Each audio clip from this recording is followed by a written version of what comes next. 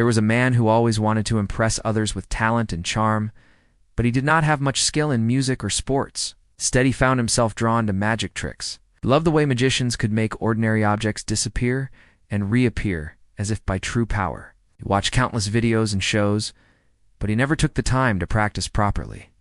Instead of learning carefully, he decided it would be easier to fake a trick and hope that people would not notice. One afternoon, he invited his friends over to his living room. He announced with a dramatic voice that they were about to witness the greatest illusion of their lives.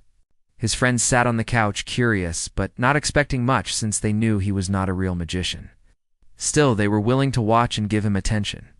The man grinned as he pulled out a large black hat and placed it on the table. He explained that he would perform a vanishing trick. The trick he planned was simple. He had hidden a false bottom in the hat made from cardboard and tape.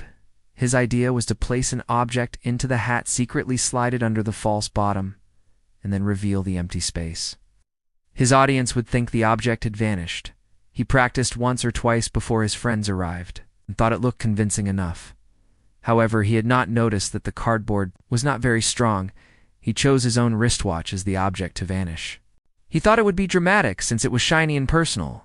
He slipped it off his wrist, showed it proudly to his friends, and then dropped it into the hat. He tapped the brim a few times and spoke a few mysterious words, pretending to chant magic phrases. He reached inside, expecting to find his watch tucked neatly under the false bottom, ready to be pulled out later. But when his fingers searched the inside of the hat, the watch was gone. He blinked in confusion and dug deeper. He lifted the hat, shook it upside down, and even peeked inside, but the watch did not appear. His friends gasped, thinking perhaps he had actually managed something clever. The man forced a confident smile and said, "You see, the watch has vanished?" Completely. But inside his chest, his heart began to pound with worry, because he truly had no idea where the watch had gone. He excused himself quickly and hurried to the kitchen carrying the hat. When he looked carefully, he discovered that the weak cardboard had broken under the weight of the watch.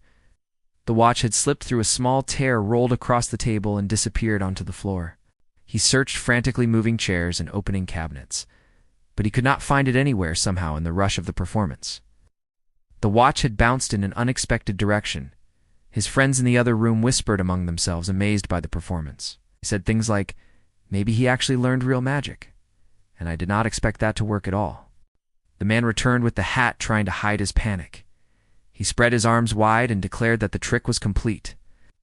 The watch was gone, and that was the power of illusion. His friends clapped and laughed, delighted by what they believed was a clever performance. When they finally left, he dropped onto the couch with a heavy sigh. He tore the hat apart. Searching again for his watch, he crawled on the floor, looked under every piece of furniture, and even checked behind the curtains. But the watch seemed to have vanished into thin air for the rest of the evening. He shook his head in disbelief. He had planned to trick his friends, but in the end, he had tricked himself and lost his own possession. The next morning, he finally found the watch wedged inside the narrow gap between the wall and the floorboards. It had rolled perfectly into the space and gotten stuck. He had to pry it out with effort. When he finally held it in his hands again, he could not decide whether to laugh or cry. The whole situation felt like a true magic act. But the magician had been his own clumsiness. Later, when his friends asked him how he did the trick, he simply smiled and said, "A magician never reveals his secrets." In truth, he did not reveal the chaos and frustration he had gone through. Realized that sometimes pretending can backfire and that true skill requires patience and practice. His silly attempt had fooled everyone, including himself, and it became a story he would never forget. From then on, whenever he thought about magic, he remembered the night when he faked a trick but accidentally created a real one. Against himself, it was both embarrassing and amusing, a reminder that illusions can cut both ways, and that sometimes the biggest fool is the one who believes his own act.